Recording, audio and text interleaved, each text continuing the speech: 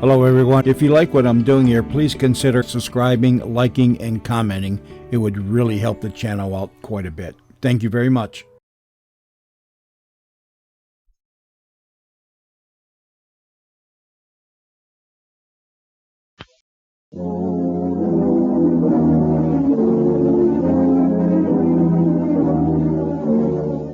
Now is the time to tell of the unaccountable, of apparitions by night and phantoms in shadow. Time to tell strange tales of fantasy and the supernatural. Mystery Theater presents The Ghost Town Hermit by Alan King. I went up to Coalsville that summer to get material for some feature articles on British Columbia ghost towns. You've heard of those dead mining towns in the northern part of the province. I found a story there, but I never wrote it.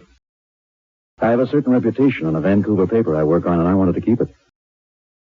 I'd been ill the winter before, and Frank Strait, my editor, was being very nice about it.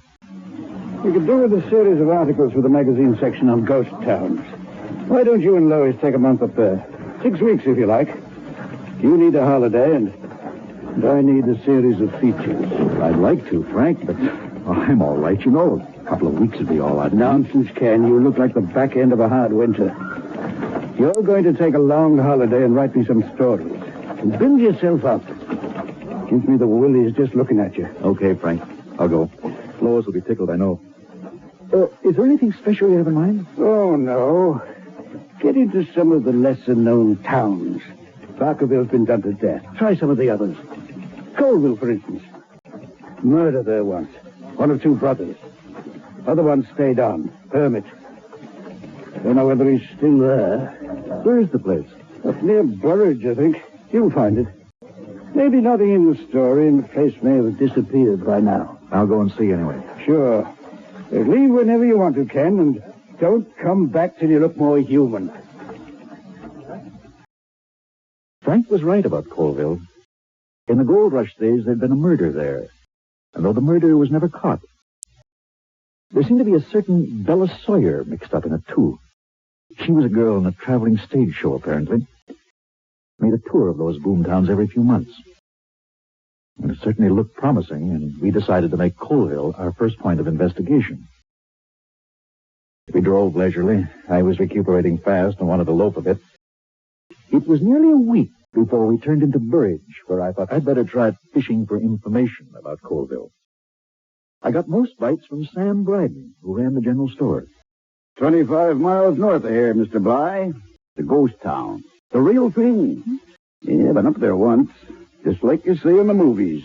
One street, buildings falling apart. False fronts are still there, some of them. Saloon, banks, the Opera House. Opera House? Yes, ma'am. All them ghost towns have their opera houses. Well, it's not much, you know. They call them opera houses, though. Stage shows used to come around in those days. Did you ever hear of a girl called Bella Sawyer? I don't recall. She was in one of those shows, I believe. Well, old Danny, you'd know. Danny? Who's he? The only inhabitant of Coalsville. You mean there's still somebody living there? Sure. Danny Quayle. Well, what does he do? I mean, how does he live? Just gets along, I guess. Kind of peculiar, you might say. Comes down here about once in 2 months, buys some supplies. How does he pay for them? Gold. Pans enough to buy what he needs.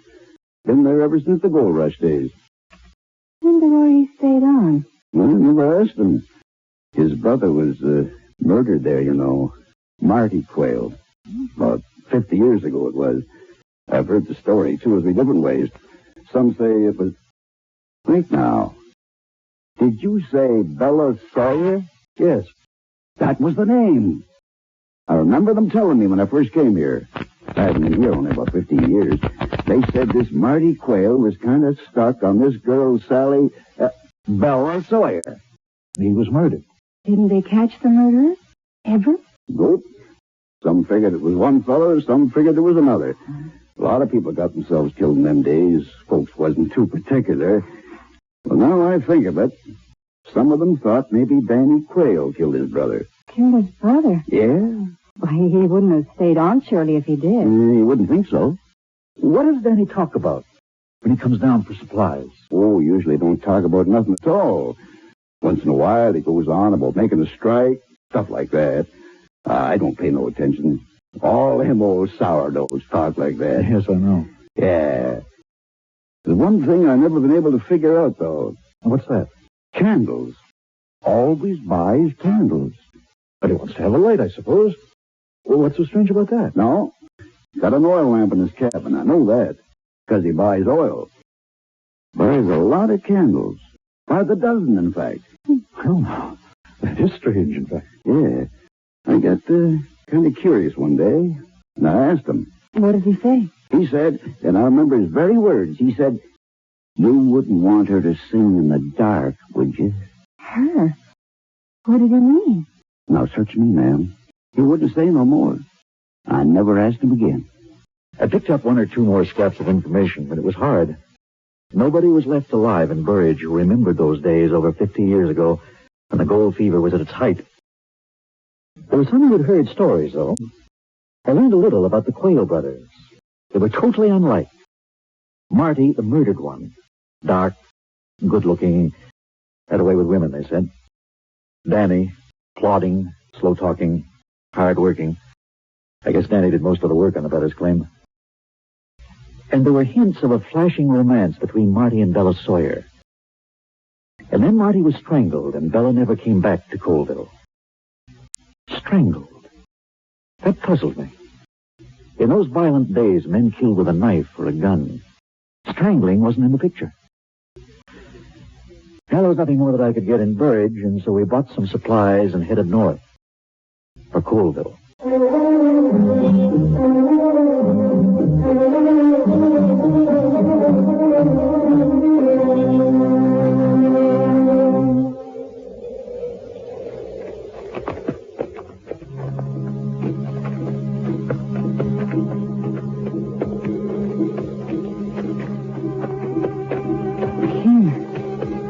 I don't believe it. It's what Sam said. It's like a movie set. The silence.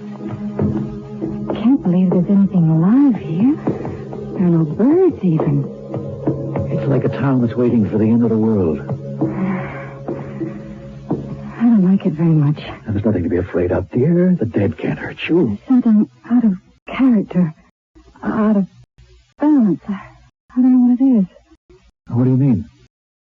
It's hot, sunny, lovely summer day, and yet there's something cold and dead about all this. Oh, it's hot, certainly. You want to walk along and have a look at things? All right.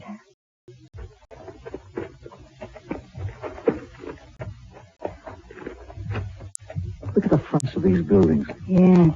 Trying to be impressive. Nothing behind them. Hey, what was this? Can you tell? There's something left of the name up there. Look. O-O-A. Saloon. Oh, yeah. There'll be plenty of those. And there's the bank next door. You see it? I wonder if they've forgotten left some money in there. You want to go in and see? Oh, not me. Probably fall through the floor. If there's a floor left.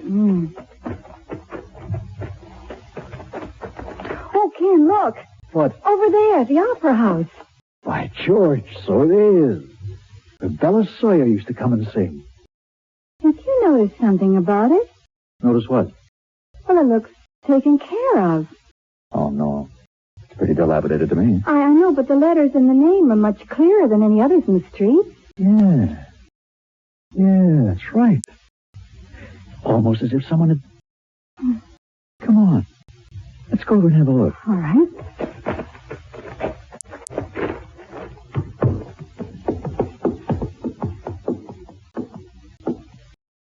Oh, it's pretty bad shape after all. Oh, but look at the name. Somebody has tried to do something with it.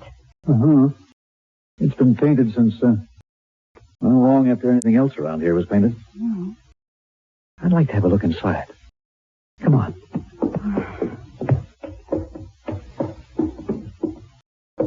Mm-hmm. Just as I thought. Oh. Pretty well gone. A few benches, you see? Well bought. Look at the cobwebs. Look at how thick they are. What's that? What? Over there.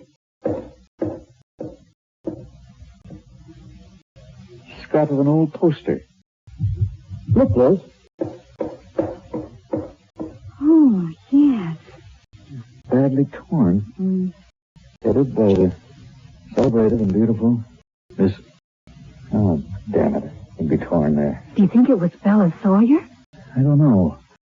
It all depends on... It wasn't Bella. Bella never came back. Lois's sudden scream made my heart pound against my ribs. We whirled around from the poster, holding on to each other. And there in front of us, no doubt about it, was Danny Quayle. He was an old man. His eyes pale blue, his face seamed and weathered, his hair and beard a streaky white, all straggling. There was something on his head that had once been a hat. His clothes were just a covering, patched till they had no shape or resemblance to what they had been. What he wore on his feet told us why we'd failed to hear him approach, for instead of shoes, his feet were wrapped in old cloth and sacking. He stood there, apparently not very surprised, one hand held half raised to point at the torn poster. Bella never came back. Leastways, not till that other time. You're Danny Quayle? Eh? I say, you must be Danny Quayle. Yeah. You strangers in town, ain't you? That's right. You know? I just came up to Coalsville to look around. Trying to get her fixed up. Get what fixed up, sir? Opera house. Have to do it myself. Nobody else will give me a hand. But you live here all alone, don't you? There's nobody to help you. I ain't alone. No, sir. Not alone. Not alone. What does he mean? Easy. It's all right, Lois. So it'll, you know. Danny. Danny, we'd like to talk to you. We want you to tell us something about Coalsville. The old days, you know. Eh? Could we, go up to your cabin? Where are you? What are you looking for? It's all right, Danny. We just want you to tell us some stories about the old days when you were prospecting here. You stay away from my cabin. Well, all right. We won't go there then. I'll tell you what. You come along to our car. We got something to eat there. Maybe you'd like a drink. How about it? He came, finally. He ate greedily and drank a little. We tried to draw him out, but his mind wandered. Patiently, I tried to work the conversation round to Marty and Bella Sawyer. He was very wary. I could tell that years ago he'd been severely questioned about the murder. I told them they were satisfied. Marty's dead. Good and dead. Didn't do no good. She came back one night. I was there. She came back looking for Marty. Every year she came back looking for him. She never found him. Tell us about that other night. The night your brother was killed. Strangled. He was strangled. They found him outside the opera house. She's seen him lying there. She's seen him. She's seen him dead. It's all right, Lois. What happened before that, Danny? Huh? Did something happen in the opera house? He was sitting beside me. She was singing. He got up, started singing too. Singing with her. He was singing with her. Nah, he won't be singing with her tonight. He won't be there. He won't be there. Tonight? Oh, I gotta go. I gotta get things ready for her. For her? You mean She don't want nobody else to do it, just me. Gotta light the candles. She can't see without the candles. Gotta get things ready. She can't see without candles. Can't see without candles. Oh, Ken. I'm scared. There's nothing to be scared of, darling. He's harmless. The way he talks, he believes Bella Sawyer's coming here tonight. Of course he does. He was in love with her. You can see that. He's just cracked, that's all. He believes that she comes back from time to time. What was all that about candles? I'm just beginning to get an idea. And tell you what, let's just take it easy for a while. As soon as it gets dark, I think we're going to find out what the old boy's up to. Oh, I don't want to be here when it's dark. No, and there's not a thing to be afraid of. There's no one else but Danny here. And he can't hurt you. I know he can't, But what, darling? it feels as if there was somebody else here.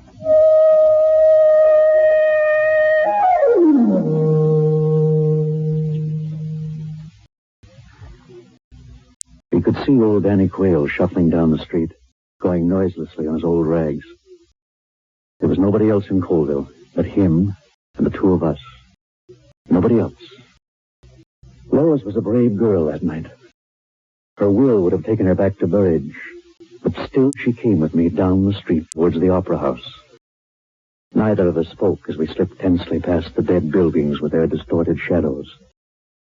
We were within 20 paces of the Opera House when Lois froze in her tracks and seized my arm with both hands. Ken, look. There's a light. A light? Where? There, look.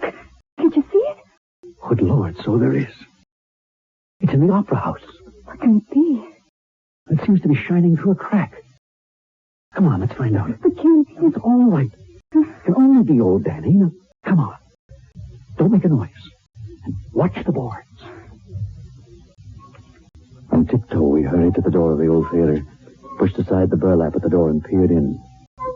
What we saw stopped us as if we'd been struck by lightning. Across the front of the old broken-down stage were footlights. They looked like tins cut in half to make reflectors. Set in each one of them was a lighted candle, and seated on an old bench in what was once the front row was Danny Quayle. Yes. I suspected something like this when he said he had to get things ready. oh, that's what he wanted the candles for. Footlights. I imagine he sees her in his mind. He was in love with her, you see. He had to make her come back. Poor old man. Oh, I don't know about that, darling. There's something else we don't know yet. Something I better find out. What's he doing? He's plotting. What do you know? This is the moment he sees her. Watch.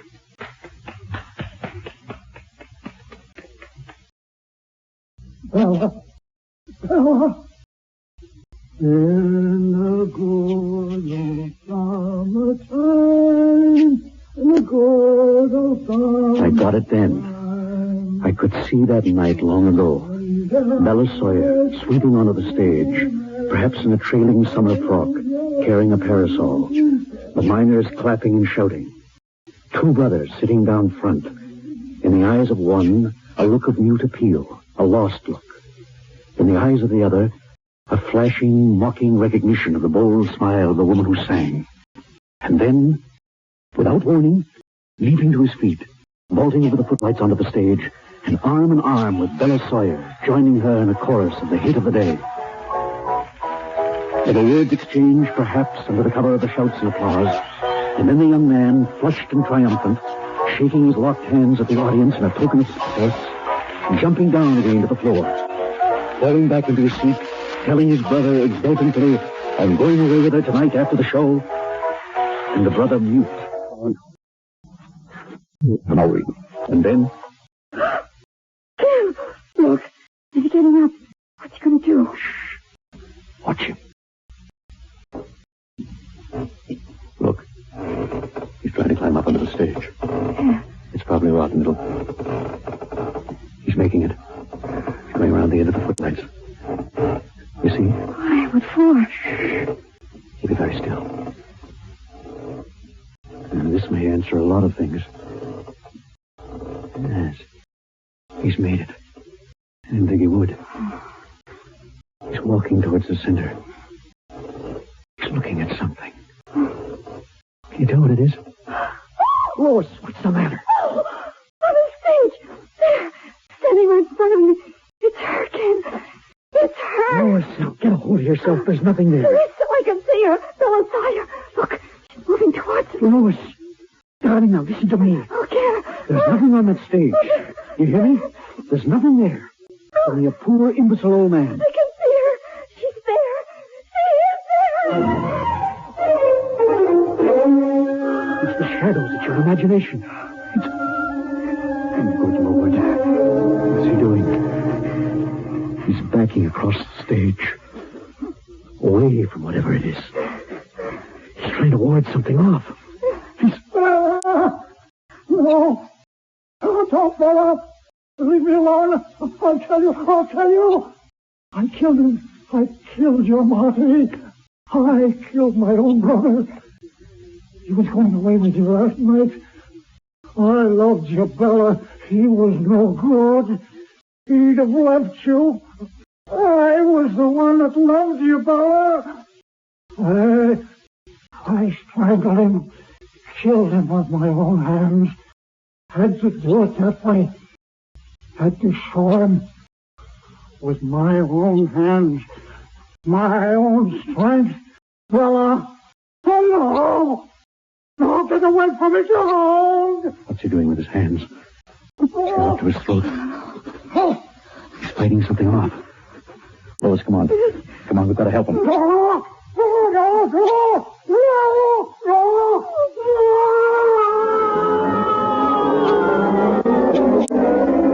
He rushed down to the stage, stripping over old pieces of lumber and boxes, finally reaching the footlights and climbing up around the end of it. As we got there, Danny was lying on the floor, a horrible gurgling issuing from his throat, his hands beneath his chin, twitching convulsively.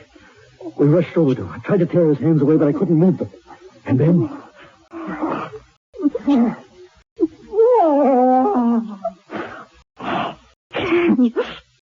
He's dead, Lois.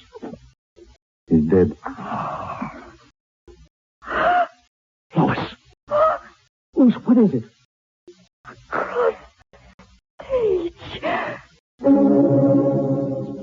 The stage was an inch thick with ancient dust.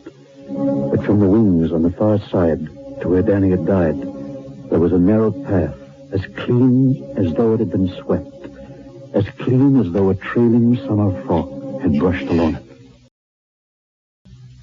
We had no thought for anything but escape. Somehow we scrambled down from the stage, leaving Danny Quayle where he was, and tore blindly for the exit. In our haste, we were a moment or two finding the doorway. But in that moment, when the air was sultry and still, in that moment, an eddy of deathly cold air brushed past us, lingering on our faces and our hands.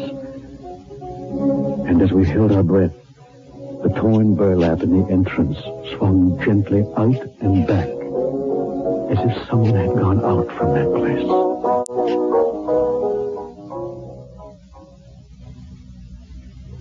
It was morning before I returned to Coalsville, this time with a sergeant of the provincial police and a doctor.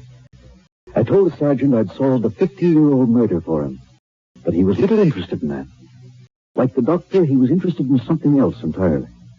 You say the old man was on his knees as if something was bearing down on him. That right, Mr. Bly? Yes, doctor. A delusion, of course. He wasn't right in his head. Everyone knew that. And you say his hands were up around his throat? Yes. Very curious. Take a look at the throat, Mr. Bly. Look at the marks. That man's been strangled. That's what it sounded like last night. As if he were being strangled. Exactly. But in all my experience, sir, I've never before known a man to strangle himself. I had nothing to say.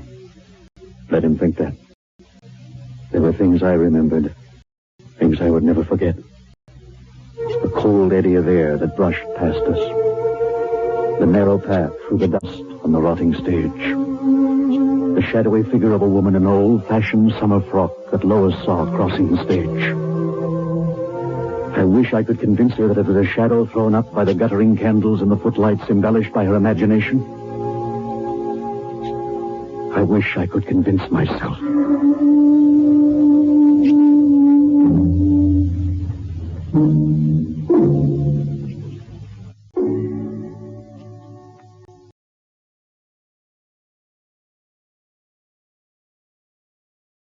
Theater 1030 has presented The Ghost Town Hermit, the first in a brief series of ghost stories and tales of the supernatural. The script was by Alan King, and the story was presented with John Scott as Ken, Peg Dixon as Lois, and Eric Clavering as Old Danny. Alfred Gallagher was heard as Frank, the newspaper editor, Douglas Master as Sam, the storekeeper, and Hugh Watson as the doctor. Sound effects were by Alex Sheridan. Technical operation, Ross Cotton. This is Bill Lorne speaking.